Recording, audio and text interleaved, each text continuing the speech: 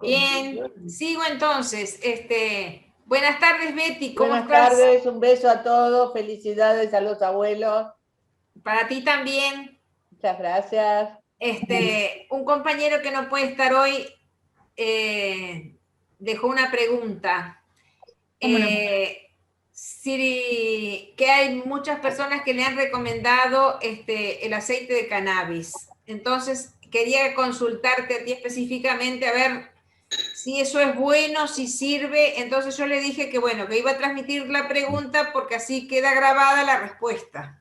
Excelente. ¿Es para mí la pregunta? Sí. Bien.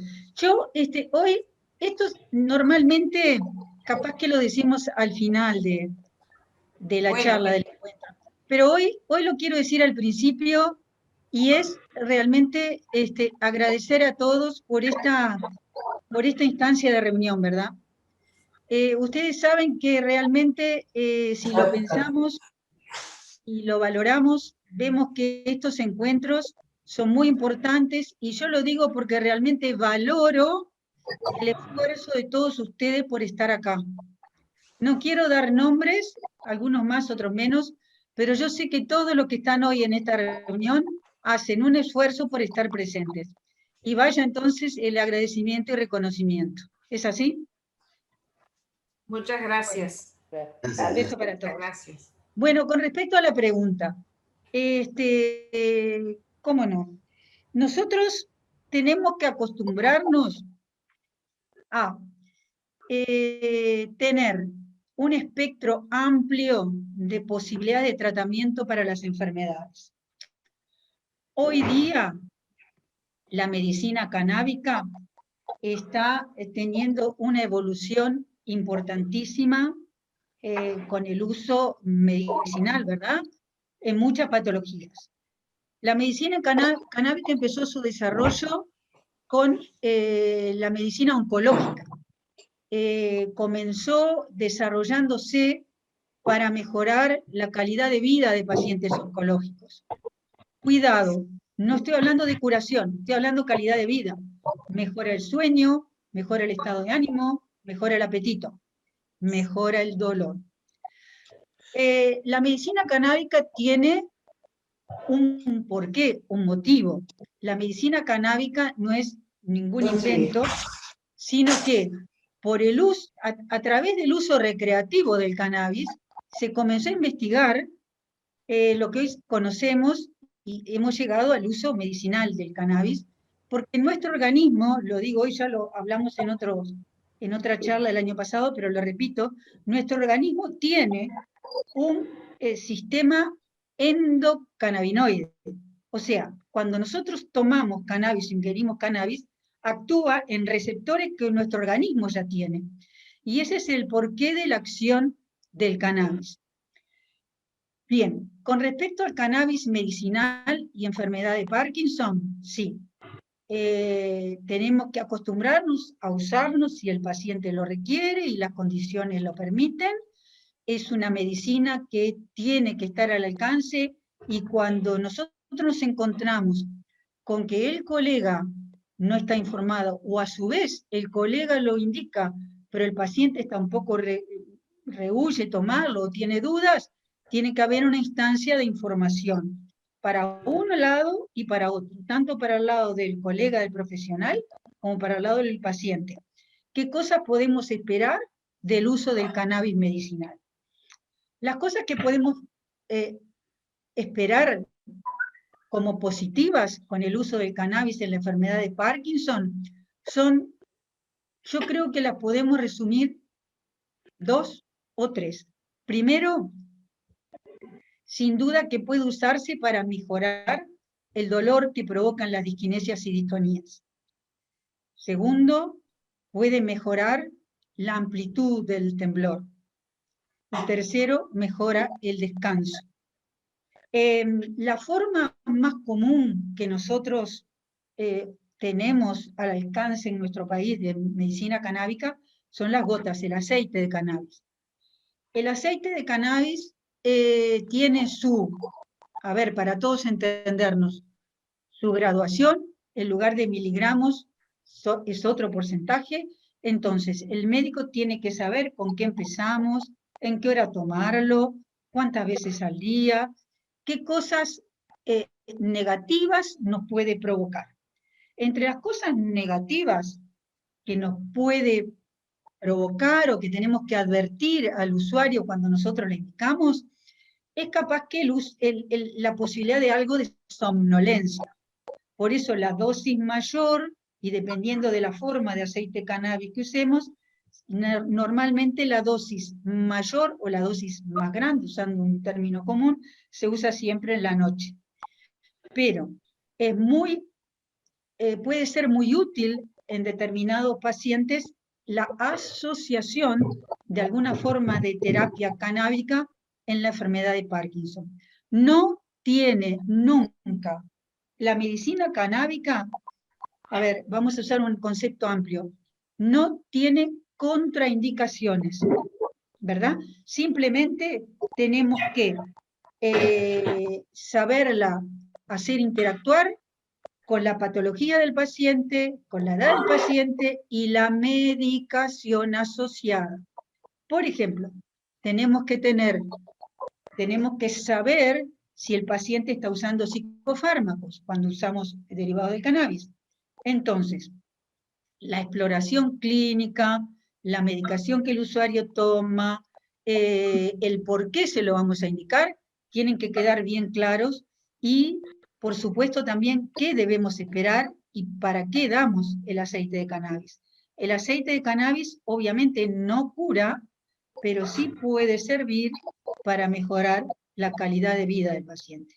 Las dosis y los horarios variarán en cada caso en especial, pero puede ser un complemento, una asociación muy útil en la enfermedad de Parkinson. No sé si era por ahí la pregunta. Sí, o sea, a ver, estoy con el micrófono. Sí, la pregunta era así nada más, o sea, recibió información de uno que le aconsejaba y otro, entonces quería saber de Me parte parece muy bien. de un profesional qué le decía. Me parece muy bien. A veces nos encontramos con que es al revés. Las personas se informan, buscan, saben, pero ¿qué sucede? A veces, y con todo el derecho, el profesional o no tiene experiencia o por X motivo no quiere usarla, o sea, a veces el profesional no le indica o no está en el ambiente de él indicarlo, y me parece muy válido. Entonces, ¿qué hay que hacer?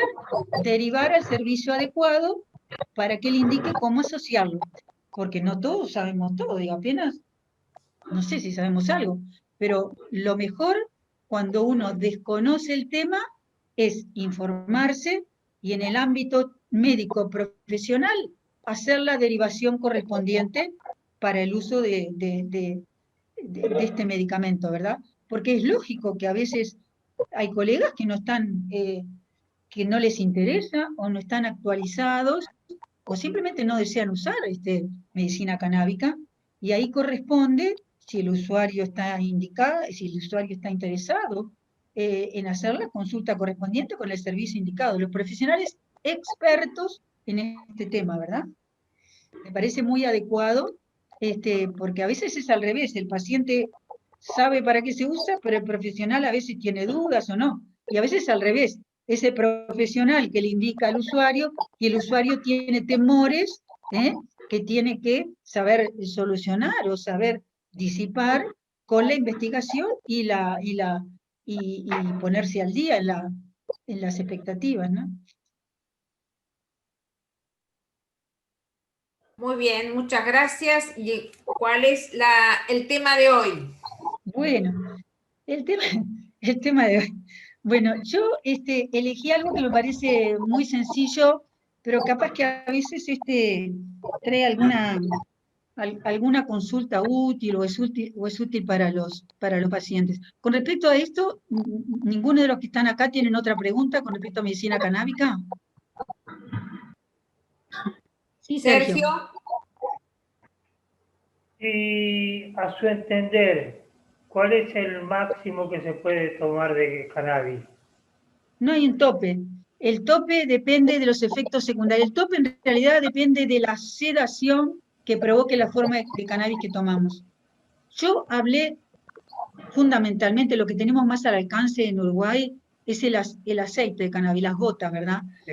Pero ustedes saben que hay otras formas de medicina canábica que sobre todo usamos para la parte respiratoria y para la parte de epilepsia en comprimido. Nosotros no tenemos tan disponible eso, es importado, lo que tenemos disponible es el aceite. Entonces es muy fácil la gradación, porque vamos aumentando paulatinamente hasta obtener el efecto deseado con poco efecto secundario.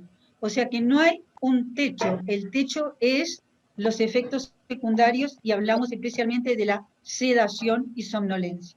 Ese sería el techo que tenemos para el uso del cannabis. Una acotación, si me permitís, Ofrenda.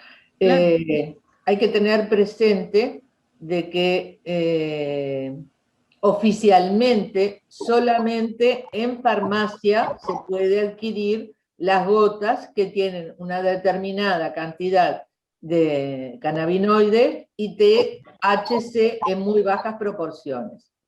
Pero también hay por ahí vendiendo toda clase de aceites que no están evaluados en las concentraciones que tienen cada uno. Entonces, eso es una de las cosas que hay que tener mucho cuidado a quién se le compra esas gotas, porque no se sabe si tienen mayor cantidad de THC. Cuando me refiero a THC, me estoy refiriendo a la cantidad de la sustancia que puede producir alteraciones en otros aspectos, ¿verdad? Alucinógenos. Alucinógenos. Hay que tener cuidado con eso, que no se llegue a tener una gran concentración de THC, porque ahí puede ser perjudicial. Entonces, uno si va a referirse a cuál comprar, por más cara que sea, la concentración que venden en las farmacias oficialmente, se sabe a ciencia cierta qué cantidad tiene de cada uno. Y después está la posibilidad de comprarle a gente que uno tiene mucha confianza. Entonces, eso es lo que hay que tener cuidado. Simplemente como acotación para lo que estaba diciendo Ofrenda. Betty, excelente acotación y muchas gracias. Yo, error mío, disculpen, daba por sentado de que las gotas iban a ir bajo receta. Entonces, esas gotas bajo receta se venden solamente en farmacia. Hay en todas las tiendas que venden cannabis se vende el aceite de cannabis, pero nosotros eso lo desconocemos, ¿verdad? Es lo mismo que, a ver, la homeopatía está reconocida, es una medicina milenaria, pero en realidad los porcentajes de cada cosa que tiene no lo sabemos. Entonces nosotros estamos hablando de la medicación bajo receta, la que se vende en una institución médica, en una farmacia. No nos podemos hacer responsables, y por eso le doy las gracias a Betty por esta acotación, porque yo daba por descontado, que debe ser bajo receta. No podemos ir a el vecino que la compró en algún lado y le hizo bien y nosotros también vamos. No es aconsejable eso. Siempre es aconsejable lo que bajo una receta y lo que sabemos que está pautado bajo normas del Ministerio de Salud Pública, ¿verdad? Walter había pedido la palabra, ¿no, Walter? No te escuchamos, estás con el micrófono apagado, Walter. ¿Dónde anda Walter? Con el micrófono apagado. Yo no lo veo, Walter. 11223 es Walter, había levantado la mano. Apagaste la pantalla. El video. Y no tenés el micrófono, lo tenés apagado, Walter. Está de incógnito, Walter. Bueno, esperemos que vuelva. ¿Seguimos? Porque es un celular, entonces es más bravo manejarlo. Claro. Bueno, después igual queda la pregunta, la hacemos en cualquier momento. Sí, sin duda. Bueno, una cosita más. hay varios compañeros nuevos, por eso Sí, un valga gusto, la por eso- aclaración de lo que la pregunta que inicialmente te hizo Ana María, porque es muy importante que ellos lo tengan claro. Hola, Porque ¿me escuchan? cuando... Acá Sí, está Walter, Walter, sí. Ahí está, bienvenido Walter. acá está Walter, bien, Bueno, es una preguntita un poco fuera de contexto. a ver, ¿Qué pasa con la acupuntura? digo, Si la hay- acupuntura también, como hablábamos hoy de la homeopatía, son todas terapias medicinales que pueden coadyuvar en el bienestar del paciente. Capaz que es muy útil para una amnesia, para una pregunto, porque distonía, pero contraindicaciones no tiene. Sirve para un beneficio puntual en alguna queja puntual, ¿verdad? Y sí, correcto. bienvenido sea, ¿cómo no? Es totalmente aceptable. Digo, siempre estamos refiriéndonos a la enfermedad de Parkinson, ¿verdad? Sí, no, La por supuesto. acupuntura como tratamiento, sí. Me parece No, muy válido la asociación de acupuntura, no hay yo problema. tuve problemas de columna, Sí, no podía caminar, estuve internado 10 días, no podía realmente caminar. Y fui a la acupuntura y bueno, salí adelante. Después me claro, agarré el parque, pero qué bueno. Y después realmente, fisioterapia también. sí, fisio y hidro. Claro, Hice con, claro, claro. Es todo junto, ¿no? Siempre yo creo que no es un solo factor, capaz que un factor es el que le damos más importancia, pero siempre yo creo que en una enfermedad como esta, una enfermedad crónica de evolución lentamente progresiva, siempre es la suma de factores que nos va a llevar a un bienestar, ¿verdad? correcto. Desde la alimentación hasta la medicación, hasta la fisioterapia, que todo eso se une para mejorar la calidad de vida. Creo que es todo junto. Bueno, muchas gracias, doctora. Por favor. Bueno, yo les iba a proponer hoy cómo es que, parece sencillo, pero la verdad que es re complicado, cómo se llega al diagnóstico de la enfermedad de Parkinson, ¿verdad? Porque creo que todos han tenido esa instancia. ¿Cuándo fue que nos dijeron, tiene enfermedad de Parkinson? ¿Cómo fue el diagnóstico? Si se hizo precoz, si se hizo en la primera consulta, si fue diferido. A ver, ¿cómo fue que se nos diagnosticó la enfermedad de Parkinson? Nosotros, sin duda, creo que la mayoría de este grupo, que cada vez más extenso por suerte, tiene a un experto, o sea, a un neurólogo especialista en Parkinson que los está tratando. Pero muchas veces no es así. Y a veces es muy impactante cuando uno va a hacer una consulta con un profesional y nos dice, tengo tal enfermedad. Vamos a consulta y nos dice, tengo este problema. Por ejemplo, voy al médico, José Luis fue al médico y le dijo, tiene enfermedad de Parkinson, ¿verdad? ¿Por qué habrá sido que el médico dijo, usted tiene una enfermedad de Parkinson? ¿Cómo lo tuvimos nosotros? ¿Cómo fue la consulta? ¿Al cuánto tiempo lo confirmó o si lo confirmó en el momento? Lo primero que les quiero resaltar es que hoy día, 2021, junio, el diagnóstico de la enfermedad de Parkinson sigue siendo la exploración clínica. La exploración clínica y la evolución de los síntomas que presenta el paciente son las claves para el diagnóstico. O sea, esto no ha cambiado. Sí, la Sociedad de Movimientos Anormales ha dado nuevas pautas que van a favor de diagnóstico de enfermedad de Parkinson o que prenden una luz roja para poner una duda en el diagnóstico. Pero, les repito, la exploración clínica y la evolución son dos elementos claves para el diagnóstico de la enfermedad. Es por eso que hoy voy a resaltar la instancia de la consulta con el experto en Parkinson. En el diagnóstico de la enfermedad de Parkinson, las pruebas complementarias, estamos hablando sobre todo de la imagen, puede ayudar al diagnóstico, más bien descarta otras patologías, pero lo fundamental es la exploración clínica. Y por exploración clínica entiendo el interrogatorio, la parte de conversación con el paciente, que nosotros llamamos anamnesis, y la parte de examen físico. Eso es exploración clínica. Exploración clínica consta de una parte de interrogatorio, charla, conversación, donde el paciente expone sus síntomas principales, sus dudas, y el médico a su vez hace las preguntas pertinentes, y la parte de exámenes complementarios, que es otro aspecto que pueden apoyar el diagnóstico clínico, y la mayoría de las veces es así. Pero no hay ningún examen hoy día que rotule al paciente de enfermedad de Parkinson. El diagnóstico sigue siendo clínico. ¿Hasta ahí vamos bien? ¿Vamos bien? Bien. La enfermedad de Parkinson, entonces, es la primera causa de parkinsonismo que conocemos y en frecuencia la más importante.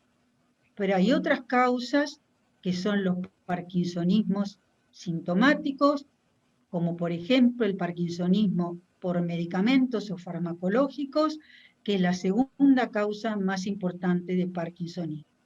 Y hay otras parkinsonismos provocados por otras enfermedades neurodegenerativas que no son enfermedades de Parkinson. Hay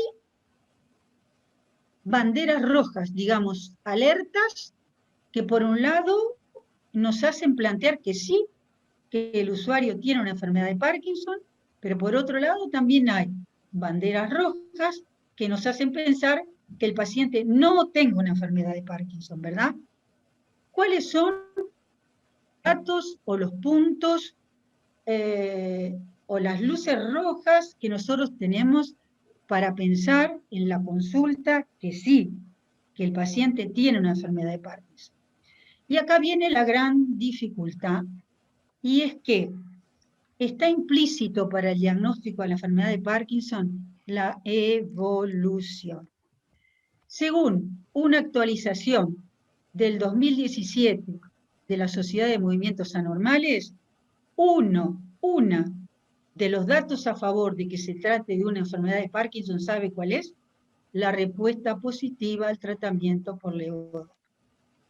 Sin una respuesta positiva al tratamiento con levodopa, no podemos hacer diagnóstico de enfermedad de Parkinson idiopática, ¿no? Enfermedad de Parkinson común. Entonces, acá nos encontramos con la primera dificultad, que es que ya de entrada, para hacer el diagnóstico nos encontramos con este elemento, que es la evolución y un tratamiento con el fármaco más útil para el tratamiento de la enfermedad, que es levodopa. Esta es la primera gran dificultad. Y esto va a ser trascendente en toda la evolución de la enfermedad, porque sin una respuesta a levodopa no se plantea ningún otro tratamiento, ni siquiera, les digo, el tratamiento quirúrgico. Ustedes saben que no se plantea ninguna forma de tratamiento de apoyo neuroquirúrgico sin una buena respuesta a levodopa. El paciente que no responde a levodopa no es seguro que le responda a ningún otro tratamiento, porque seguro que no se trata de una enfermedad de Parkinson. Entonces, esto les digo para tener cuidado, y a veces hay que reservar un poquito el diagnóstico y no hacerlo en la primera consulta, salvo que el paciente ya tenga una historia de tratamiento con levodopa, ¿verdad? Esa es otra opción. ¿Y cómo decimos que tienen que mejorar el tratamiento? ¿Qué yo doy? Viene un paciente con muchas posibilidades o muchos síntomas que apoyan el diagnóstico de enfermedad y le damos tratamiento con levodopa. ¿Qué es lo que tiene que mejorar? ¿Hasta cuándo tiene que mejorar? ¿Qué esperamos que mejore? Bueno, realmente los síntomas motores o los signos motores tienen que mejorar todo. ¿En qué porcentaje? En un porcentaje significativo que está todo en gradación de escala, ¿verdad? Esto lo tenemos que hacer bajo escala y cuantificando lo más posible el efecto. Si nosotros cuantificamos cómo es el temblor del paciente, la rigidez, una vez que instituyamos el tratamiento vamos a poder usar las mismas escalas y ver en qué proporción ha tenido mejoría. Esto va de la mano con que mini dosis o dosis insignificantes de la medicación, no nos sirve. Tenemos que dar dosis adecuadas de los medicamentos y así poder valorar la mejoría. O sea, que lo primero entonces sería la respuesta de los signos y síntomas motores a la levodopa. Lo otro es determinadas características de los síntomas motores. Por ejemplo, el temblor de reposo es uno de los elementos que votan a favor de que sí, de que es una enfermedad de Parkinson. Asimetría de los síntomas. Raramente la enfermedad de Parkinson tiene síntomas motores bilaterales y simétricos. Normalmente la enfermedad de Parkinson, como le ha pasado a la mayoría, empieza por un lado y siempre los síntomas y signos se mantienen más intensos por el lado que comenzó. O sea, la simetría va en favor o es una luz roja en favor de la enfermedad de Parkinson, ¿verdad? El desarrollo de disquinesias y distonías también va en favor de la enfermedad de Parkinson. Y de los exámenes complementarios, de los más comunes, que son la tomografía y la resonancia, que son pruebas de imágenes, siempre son recomendables, pero ¿para qué? Para hacer una evaluación de nuestro sistema nervioso central y sobre todo descartar otras patologías, hidrocefalia, infartos, envejecimiento, o sea que nos sirve como la parte negativa, o sea, en favor de descartar otras enfermedades. Sí, Edgardo. Yo me hicieron el SPEL, el Trovat. Ah, ahora iba eso. En la clínica. Y Ahora me iba salió eso. que la región izquierda de la zona oscura estaba menguando. A mí me temblaba la mano derecha. Claro. Siempre es opuesto. Exacto. Ahora íbamos a eso. Y ahí confirmaron que era un Parkinson. Exacto, exacto. Nada más. Estos son estudios estructurales. Estábamos hablando de los estudios estructurales morfológicos, que son los más comunes, tomografía y resonancia. El estudio que decía Edgardo es el DAT-SCAN, que es un estudio que suma diagnóstico estructural y diagnóstico funcional. ¿El DAT-SCAN para qué sirve? Vale para confirmar el déficit de la función dopaminérgica en el cerebro y permite diferenciar entre la enfermedad de Parkinson y el parkinsonismo farmacológico o un temblor de tipo esencial. No es para confirmar el diagnóstico, es una prueba de apoyo. Esto que decía Edgardo está muy bien, porque como la enfermedad de Parkinson recién dijimos, en más del 80% es asimétrica, y es lo que le pasó a Edgardo. Él tenía más lesión, menos producción de dopamina en una parte de su cerebro, y los síntomas motores, como son cruzados, eran más del otro. Está perfecto lo que él dice. Y este es un estudio que sirve fundamentalmente para lo que dijimos. Sirve para confirmar que es enfermedad de Parkinson y no un parkinsonismo farmacológico. ¿Está más o menos aclarado? Bien. ¿Alguna pregunta hasta acá? Bueno, seguimos. ¿Y cuáles son las banderas rojas o las alertas? Ah, aquí está. Bien. ¡Qué buena imagen! ¡Qué buena imagen, Edgardo! Preciosa imagen. Ahí está la región oscura. Precioso. Pero precioso. Se ve bien, bien asimétrico. Sí. Precioso, y muchas gracias por el aporte, Edgardo. Muchas gracias. Las órdenes.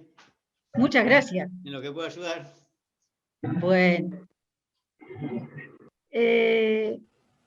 Y las banderas rojas que apoyarían en favor de un diagnóstico de parkinsonismo alternativo, o sea que no se trate de una enfermedad de Parkinson, es fundamental que no haya datos atípicos, que no haya ningún dato que nos llame la atención. O por ejemplo, que no haya mucha simetría, que sea totalmente simétrico la enfermedad de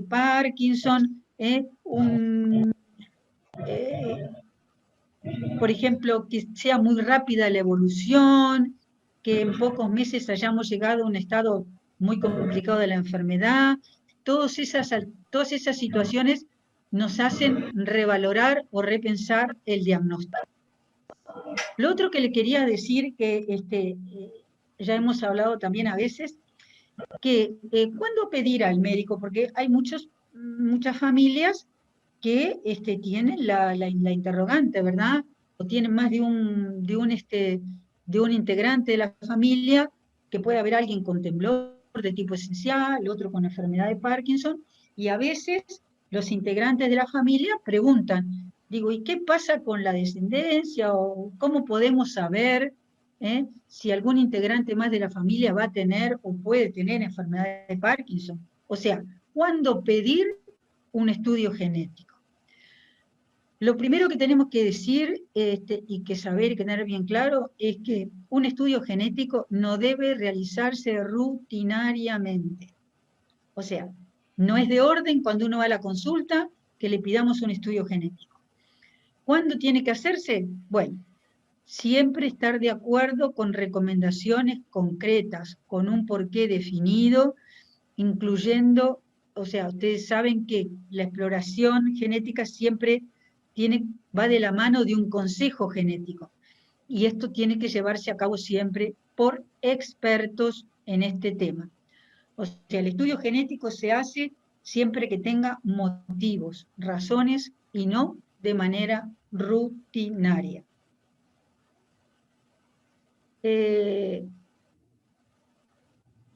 Hablamos recién de que hay otros parkinsonismos y que acá la exploración clínica nos lleva a tener interrogantes o a no plantear desde el inicio que se trate de una enfermedad de Parkinson, y son los parkinsonismos que se ven en enfermedades neurodegenerativas más complicadas y con peor pronóstico evolutivo, como son los parkinsonismos plus. O sea, Parkinson más otras cosas, la parálisis supranuclear progresiva, la atrofia multisistémica, el deterioro córtico-basal, la demencia cuerpos de Lewis.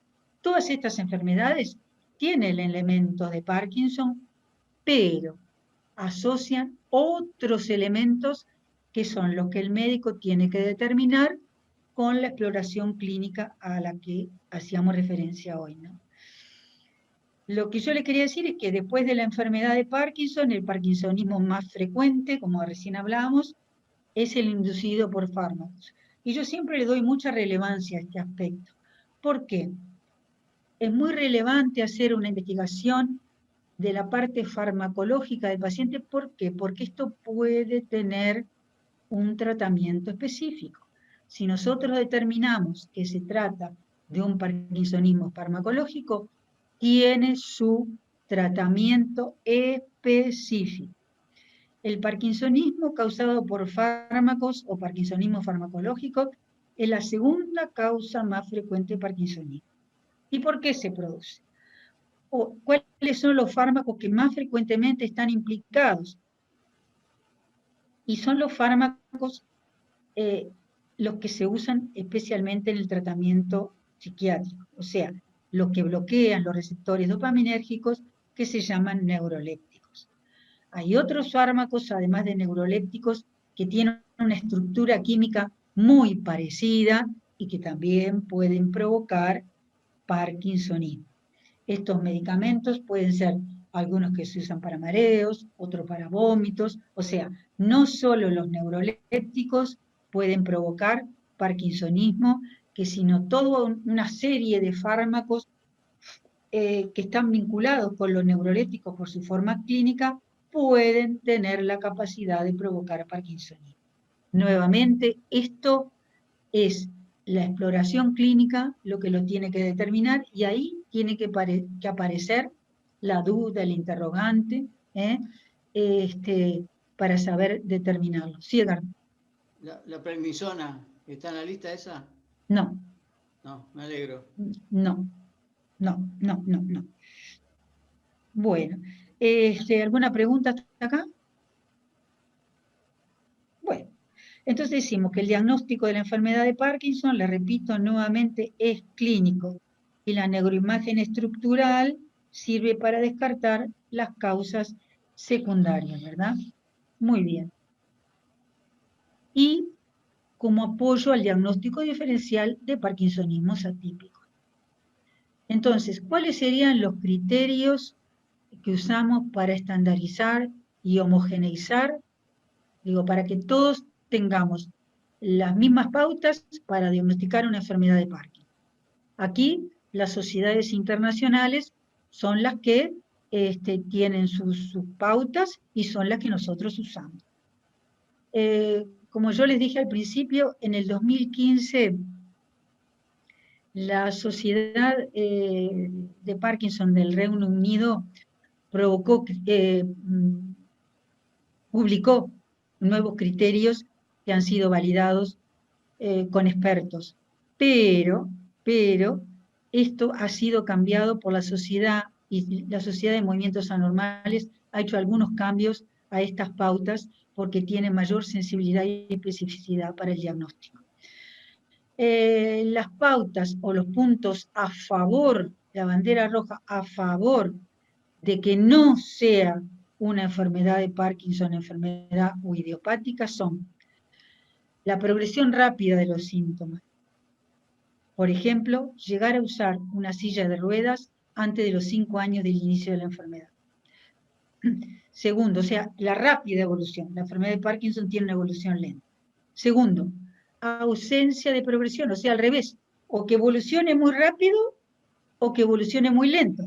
Las dos cosas están en contra de una enfermedad de Parkinson. La disfunción vulvar precoz en los primeros 5 años. Vamos a ser sencillos y vamos a decir que la disfunción vulvar precoz son los trastornos deglutorios y fonatorios antes de los 5 años. Esto es muy importante y le estamos dando valor últimamente, y que es el estridor presenta de suspiros inspiratorios frecuentes. Los suspiros o estridor respiratorio inspiratorio frecuente no iría en favor de un diagnóstico de enfermedad de Parkinson. Lo otro, trastornos autonómicos graves durante los primeros 5 años, como son hipotensión ortostática, las disautonomías severas, ya sea a nivel cardíaco, a nivel urinario, a nivel digestivo. O sea, todos los trastornos autonómicos graves en los primeros 5 años. Les repito, todo esto estamos hablando de cosas en contra del diagnóstico. Otra cosa en contra del diagnóstico son caídas frecuentes por inestabilidad en los 3 primeros años de evolución. El otro punto, la flexión como en ángulo recto en 90 grados, que se llama antecolis, cuando nuestro tronco se inclina sobre la cadera, se llama antecolis distónico o contractura de brazos y piernas en los primeros 10 años. Esto iría en contra de la enfermedad. Lo otro, ausencia de progresión en los primeros 5 años de los síntomas no motores, o sea, los trastornos del sueño, disfunción autonómica u otros trastornos psiquiátricos, y los signos piramidales asociados que no pueden explicarse por otra causa.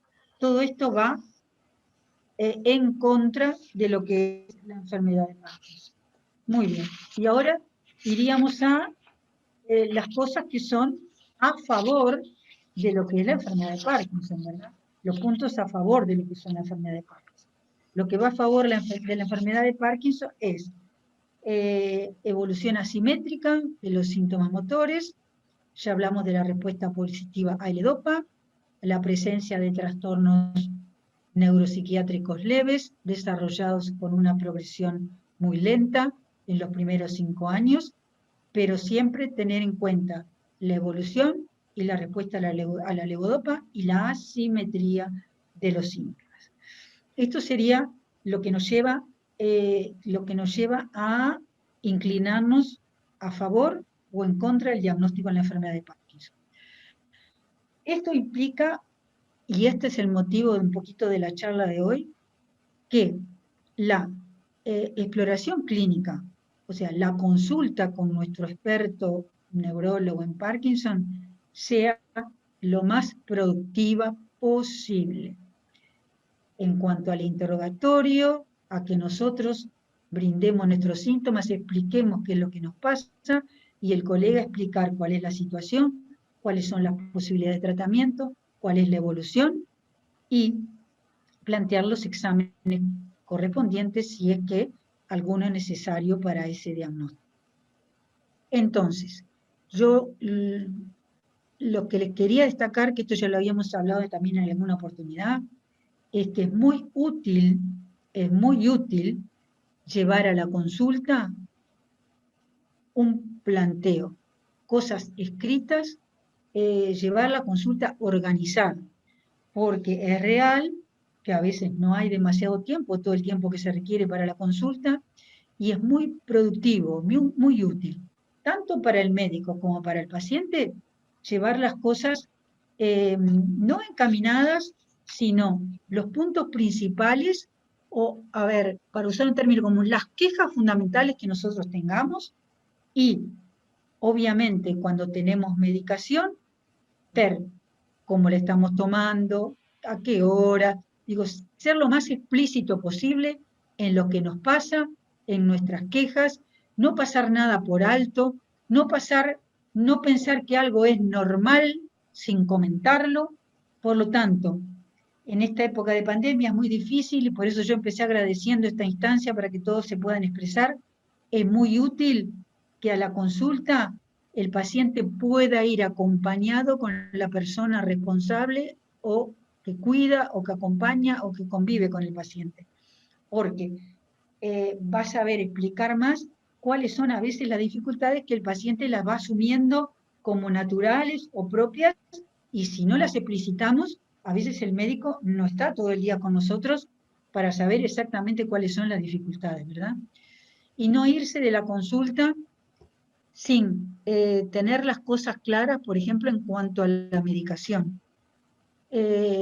Entonces, a veces nosotros pensamos que se nos hizo el diagnóstico de enfermedad muy rápido, y bueno, esto puede ser por varias cosas. La primera es que porque es muy claro al principio, o los síntomas que tenemos fueron muy orientadores, tenían en una balanza mucho más puntos en favor de la enfermedad y poquitos puntos que iban a favor de otras enfermedades, y por eso el colega nos dijo, usted tiene tal enfermedad. Otras veces nos tenemos que valer, sin duda, de la evolución, y es imposible hacer el diagnóstico en las primeras etapas. A veces las cosas no son tan sencillas de diagnosticar, y otras veces es algún examen paraclínico el que nos da la posibilidad del diagnóstico positivo. Pero acá todo esto era para resaltar la instancia de la instancia clínica, de la exploración clínica, de la consulta con nuestro experto neurólogo tratante. Y era eso lo que le quería decir, y resaltar al final, o resaltar como cosa muy importante, llevar organizada la consulta y las preguntas que nosotros tengamos que hacer a nuestro colega, porque eso realmente ayuda mucho y es muy productivo. Y creo que esto es lo que les quería decir, y bueno, si tenemos preguntas, a las órdenes.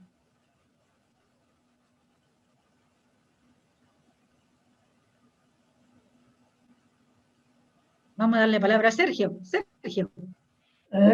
Usted recién, doctora, se refería a que es preferente de que vaya un acompañante con la persona a la consulta.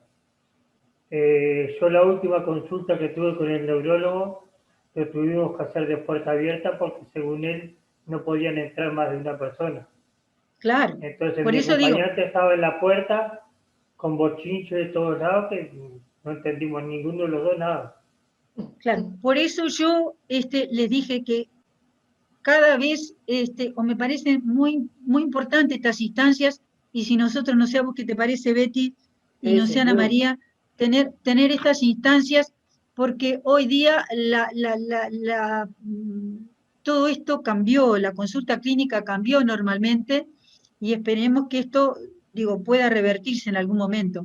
Pero eso que tú decís, Sergio, es una realidad y va en contra de todo lo que se puede sacar positivamente de una consulta.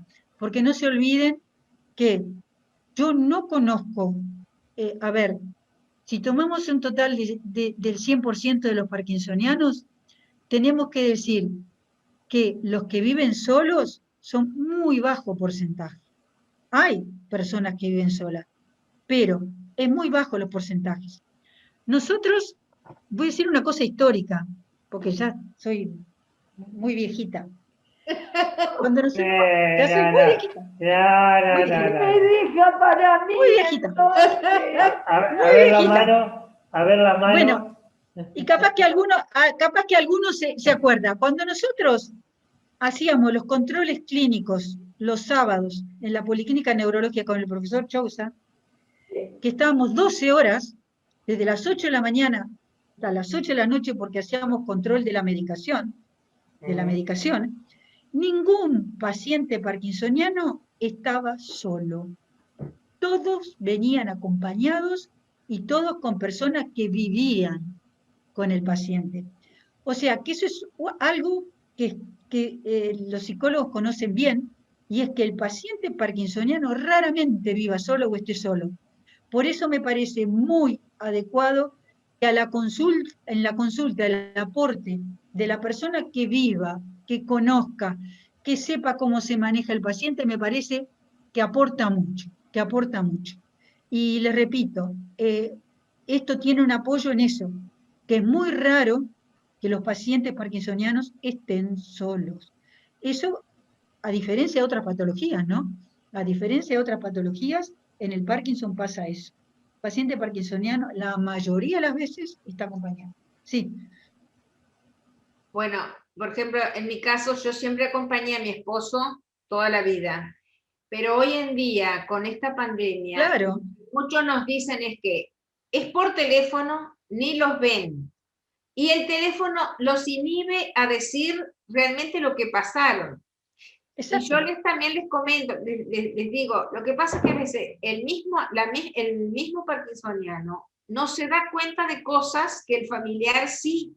Exacto. Entonces, es importante que el familiar hable con el neurólogo por eso, porque lo va a ayudar más al paciente lo que pueda decir el familiar, porque él no se da cuenta, la persona no se da cuenta de lo que va cambiando, de lo que era y cómo va ahora. Entonces, no es que, digamos, el familiar le quiera quitar la autonomía ni nada, no, al contrario.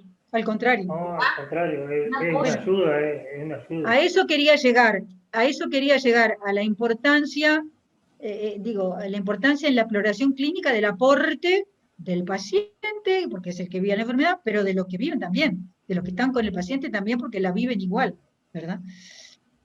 Ana María. Todavía me dieron la palabra porque mis dos grandes y queridas médicas fueron Betty y usted, doctora. Ay, qué suerte, qué suerte. Pero ustedes tuvimos el honor, ¿verdad, Ofrenda? Y mis hijos me embroman y me dicen, mamá, ya jubilaste a 2 médicos. Tienen razón.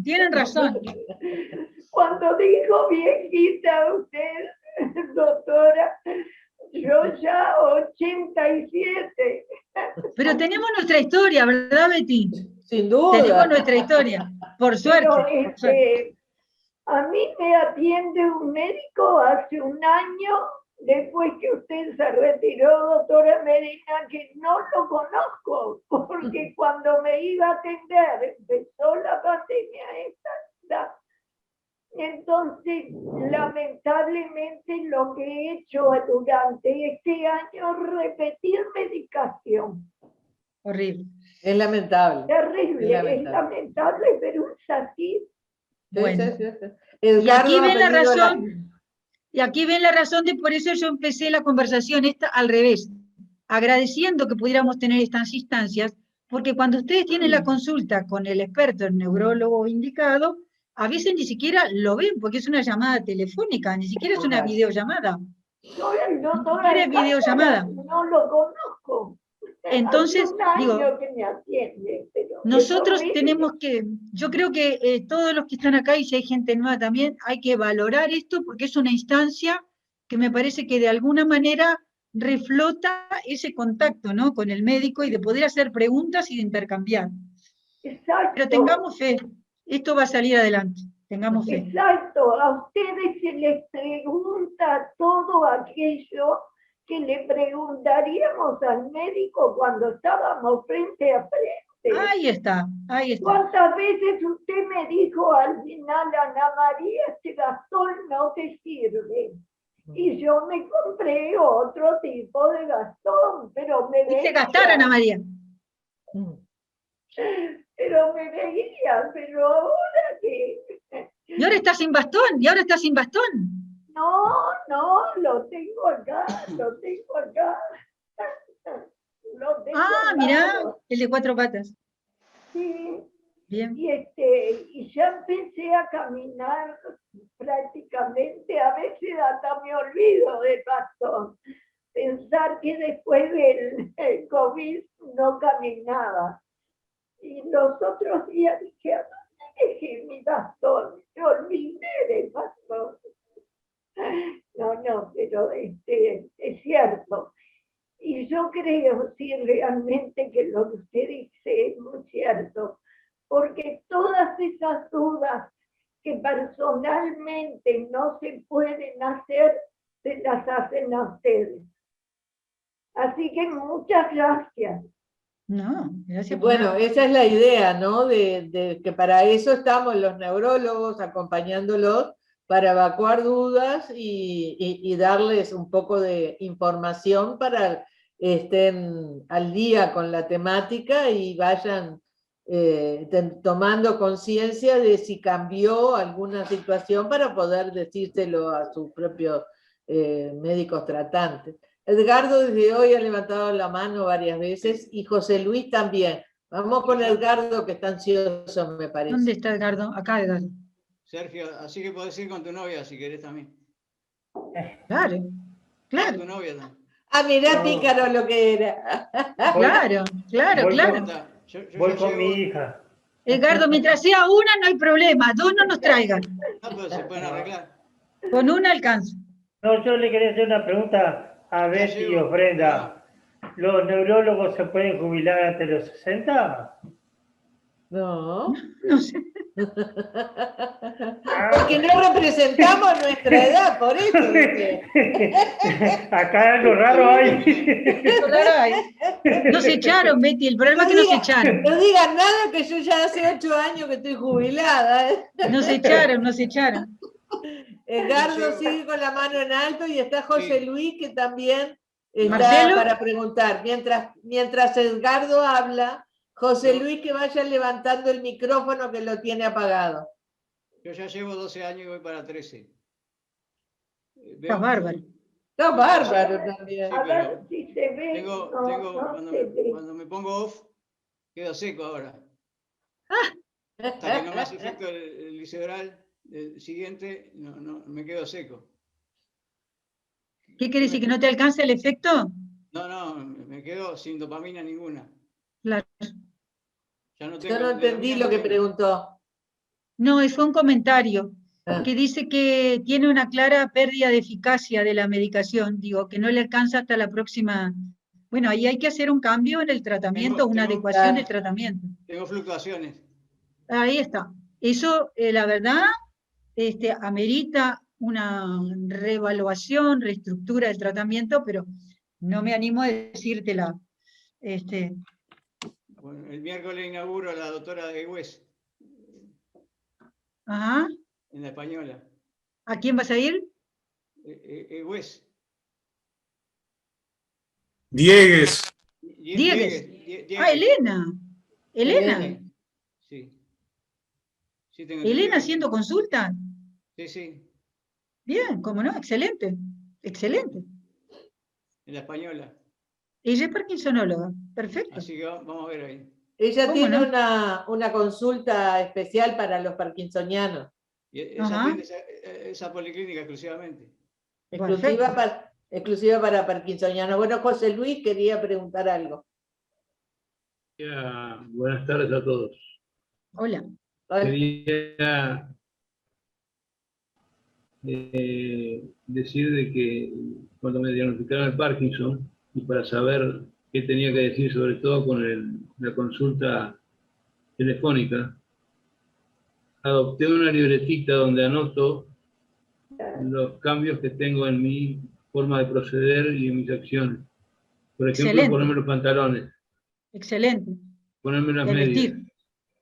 Actividades de vida diaria, afeitarte también, todas esas cosas. Sí, todo eso. Y Muy para bien. después tener en la consulta una guía escrita como tú recomendabas, doctor. Excelente. Y recomiendo eso porque me ha traído a la memoria en el momento de la consulta varias cosas que me hubiera olvidado. Sin duda, eso es muy importante. Excelente. Es lo que pasa cuando uno va al médico, en la ansiedad o el nerviosismo se olvida de algunas cosas que podían ser importantes. Entonces, la libretita es especial. La libretita y el acompañante. Sí. Sí, Silvia Leite se está levantando la mano. Sí, yo quería consultar con respecto a esto que habían comentado de la doctora Diegues, porque yo soy socia de la Española. Yo le comenté a mi neurólogo, justamente, porque inclusive para la doctora Diegues, que está en la parte de movimientos anormales, se necesita pase del neurólogo, yo había averiguado. Y yo le comenté a mi neurólogo, y en realidad, pues yo lo que quería saber era si por estar ahí en movimientos anormales era mejor, digamos, más específico, que me pudiera dar, digamos, alguna mayor posibilidad, ¿no? O algo. Y el neurólogo me dijo, lo que me dijo fue que me dijo, no, pero ¿para qué querés? Porque para que te diagnostiquen nuevamente. No, digo, no es para que me diagnostiquen nuevamente. Es para saber si puedo ganar algo en calidad de vida o lo que sea. Entonces quería saber un poco eso, si ustedes sabían cómo era el tema. Claro. No sé si me explico. Me parece que acá hay un problema de empatía o de ética, no sé, pero si tú tenés la posibilidad de consultar un especialista de especialista en tu enfermedad, no creo que haya ninguna objeción. Capaz que, no como para que te atienda permanentemente, sino capaz que para hacer una consulta, una revisión, y después volvés a tu neurólogo. Pero ahí hay un tema, digamos, muy personal entre la relación médico-paciente, que bueno, será que tú charles con él, pero sin duda que la consulta con un especialista en movimientos anormales puede aportar cosas positivas. Ahora, si el especialista va y te dice, bueno, todavía no venga cada tanto, tú seguís después con tu médico, pero yo, es un problema de conducta, digo, no hay que negarse a otras consultas, ¿verdad? Si son para... Claro. No hay que Claro, uno lo que negarse. busca es tratar de lo que Claro. pueda tener mejor de calidad de vida, pues, Pero o sea, sin uno lo que duda. busca es eso. Pero es así, tenés todo el derecho. Bueno, muchas gracias. ¿No? Marcelo. Yo me atiendo en la policlínica con 10, después de haber estado primero con neurólogos, digamos, de neurólogos de amplio espectro, para decirlo de alguna forma. Generales, neurólogos generales. El neurólogo que me diagnosticó el Parkinson prácticamente me dijo, pero usted tiene Parkinson, y enseguida me dio una prolopa para que empezara a tomar. O sea, no podemos esperar de que todos los profesionales tengan todo el experticio en todos los temas, ¿verdad? Eso es imposible. 100%. Entonces, Elena Diegues tiene la posibilidad, digamos, de profundizar en ese tema. Es una persona que va, por ejemplo, a los congresos de Parkinson todos los años, ¿verdad? Que está metida en el tema. Tiene su personalidad, ¿verdad? Es como todos los profesionales, ¿no? Pero yo si tuviera que reclamar algo del sistema de tener una policlínica de Parkinson, sería que me gustaría que hubiera un servicio más integral, ¿verdad? O sea, que hubiera más interacción con otros profesionales, como por ejemplo la parte de fisioterapia. Geriatría. Cosas. Geriatría. Geriatría, ahí está. Que lo deberían de tener en la española y no lo, por lo menos no lo manejan con nosotros. Pero tenemos una sucursal de la española acá, todos socios de la española. Creo que el de española es la única que tiene una policlínica especial para esta patología. Sí, no es la única. no creo que... No es, sí, yo no tengo idea de que otra tenga una policlínica especial. Cosa que es importante de que por lo menos es alguien que está al día con la temática, ¿no? Claro, esto tiene una explicación, pero bueno, está. Claro, en la española porque el tema es que el coordinador de neurología es Roberto Ventura. Todos lo conocen, neuropsiquiatra que trabajó en Parkinson toda la vida. Entonces él organizó, digo, la policlínica. Y Elena, al principio la doctora Diegues, no tenía consulta. Elena estaba especialmente en la parte de neurofisiología. Y después eso ha evolucionado, ahora tiene la consulta de movimientos anormales. Pero realmente en la española se dio esta situación y yo creo que eso sí hay que atribuírselo a Roberto, ¿no? Que ustedes saben la trayectoria que él tiene en demencias y Parkinson, ¿no? Pero está un poquito organizado en ese sentido. Ese sería uno de los... No, pero es un ejemplo para que otras mutualistas hicieran lo mismo. A eso me refería.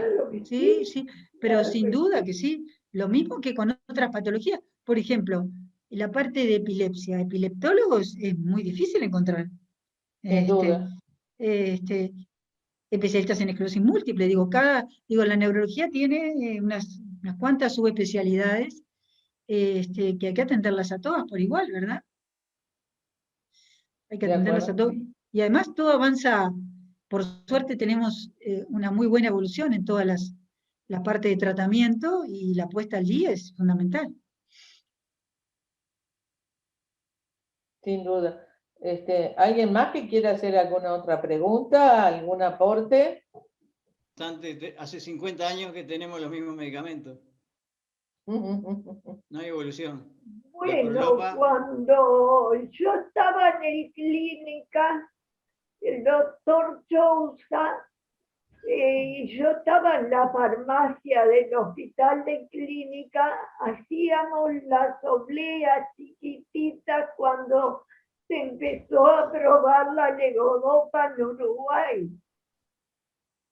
Acá se usaba el Parsidol y el Quemadrín.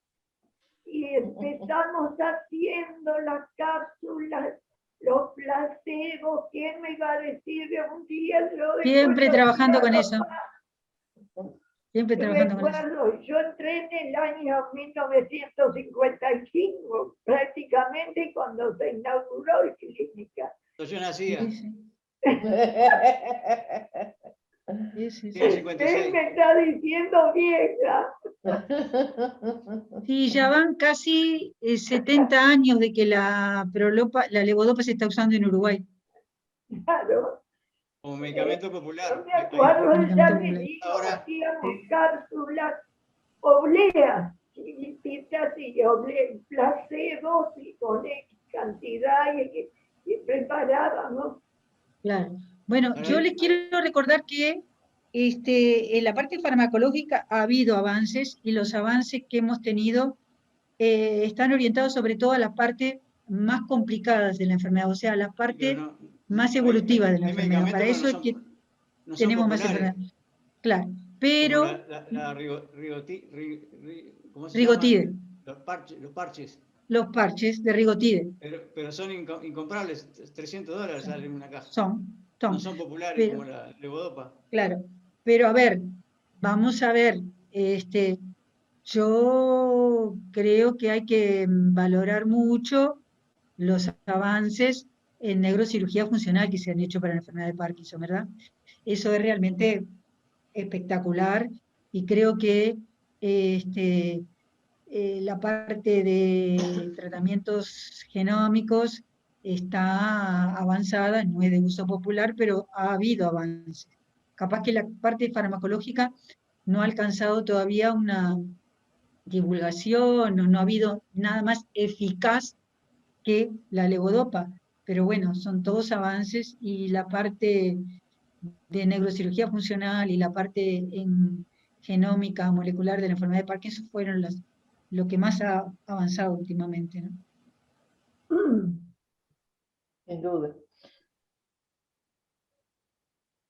¿Alguna otra pregunta de los que tenemos, que se han sumado hoy a la charla? ¿Alguna pregunta? No.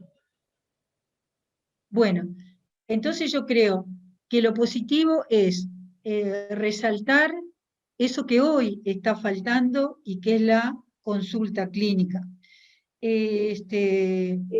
Hizo falta por una contingencia que es la pandemia, que eso va a terminar, pero resaltar lo que es la consulta clínica. ¿Por qué? Porque el diagnóstico de la enfermedad de Parkinson es clínico. Entonces, si nos falta esa parte de historia clínica, la verdad que tenemos una carencia importante. El hecho de llevar anotado, como recién lo dijo alguien recién, que había llevado todo anotado en una libretita famosa, es muy importante y muy productivo, y ayuda mucho a la riqueza de la consulta, y el ir acompañado es el otro aspecto. Y no pasar nada por alto. Algo que nos pasa habitualmente, aunque a nosotros no nos llame la atención, si al acompañante le llama la atención, siempre explicitarlo, siempre decirlo, porque puede tener solución, ¿eh? Y no nos sintamos cuando vamos al médico como que estamos siendo como en un interrogatorio de Interpol o de Sherlock Holmes, porque es así. A veces requiere, la parte farmacológica requiere un interrogatorio exhaustivo. Yo le digo como Sherlock Holmes, es la parte de un interrogatorio exhaustivo, porque a veces de ese interrogatorio surge algún hilo conductor para tener una solución, ¿no?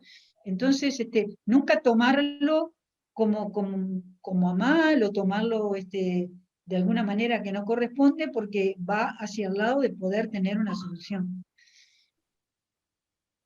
¿No te parece, Betty? Sí, perdón que estaba No. sonando No, el celular. No, sin duda. Yo creo que lo importante es el aporte que has hecho en el día de hoy, de responder muchas inquietudes, pero sobre todo el darles la pauta de cómo cada vez que se encuentren con su propio neurólogo, o sea telefónico, o sea en forma presencial, el tener por escrito eso achica los tiempos, no hay demoras, porque si uno ya lo lleva anotado, eso es fundamental, y me parece de las cosas más claras, más allá de toda la sintomatología como la fuiste diciendo. Así que muchas gracias. No, pero y la razón de esto es que tenemos que tener presente siempre, y esto es para reafirmar lo que dijimos, les repito, no hay ningún examen que porque por ejemplo, ustedes tienen dudas, voy al examen, voy al médico, me pide un examen, y si es positivo ya sé que tengo esto, y si es negativo ya sé que no lo tengo, como un test de embarazo. No, la enfermedad de Parkinson no es así. En la enfermedad de Parkinson el diagnóstico es clínico. No hay ningún examen que me nombre el señor fulano o la señora fulana tiene enfermedad de Parkinson. Exacto. Entonces, reflotar esta instancia es trascendente en todo esto que nos ocupa, ¿no? Sin duda. Ana María, ¿alguna Yo pregunta? no sé si se verá, pero quiero mostrarles unas paneras que hice hoy, porque ahora después, mira, ahora no se ven, pero hay como una flor. Sí, la veo. Se ve. Con servilletas. Todavía me acuerdo para demostrar que las abuelas podemos hacer algo. Sin duda, y felicitaciones. Ahora hay que ponerle pancitos arriba, hay que ponerle algo a eso. No, más sanguchitos en una, papitas en otra. Bueno. Bárbaro. Bien surtido. para festejar el Día del Abuelo. Del Día del Abuelo. Entonces a mí se me ocurrió hacer unas panelitas que hacía hace mucho yo. No sé si se ven Preciosas. bien. Sí, se ve perfecto. Preciosas. Perfecto. Felicitaciones. No estaban almidonadas las servilletas, porque con las servilletas almidonadas quedaban divinas. Almidonadas. Pero por eso, ¿no? Imposible. Bueno, a mí no me atrae mucho la cocina, pero hoy espero a mis nietos, entonces sí, hice una cantidad de cositas ya. Siempre pensando en ellos. Siempre pensando en eso. Es un estímulo, es un estímulo.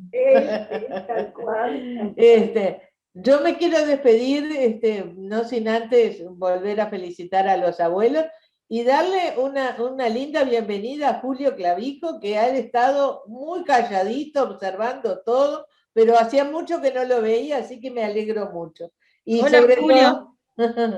Y sobre todo darle las gracias a Ofrenda, porque siempre nos aclara muchas cosas. Así que yo me estoy despidiendo porque tengo que salir. Así que un beso a todos. Chao, Betty. Hasta el sábado. Chao, chao. Gracias. Bueno, y nosotros también un agradecimiento muy grande a ustedes. ¿Le pareció útil? ¿Fue útil? Súper. Sí, muy útil. Digo, estas son cosas que se me ocurren, digo, yo las pienso y pienso que pueden ser útiles. Y les voy a contar ¿les puedo confesar algo? Hay una de las cosas que después que me jubilé estoy valorando. Y es a veces el tiempo que uno tiene para contactar con algún paciente, ¿verdad? Porque mientras uno está trabajando en un consultorio de una mutualista, los 15 minutos, la verdad que traicionan mucho. Traicionan. Y si uno no cumple los 15 minutos, el que está afuera le toca la puerta y está muy complicado. O sea que una de las cosas positivas que yo veo en mi jubilación es el tiempo.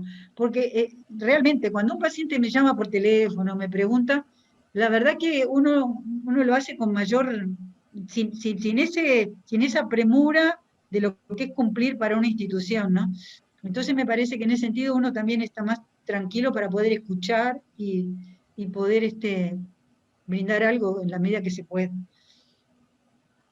Bueno, muchas gracias a ti y muchas gracias a los compañeros, porque digo, tener la oportunidad de tener a las neurólogas para poder hacer las consultas personalmente es muy importante.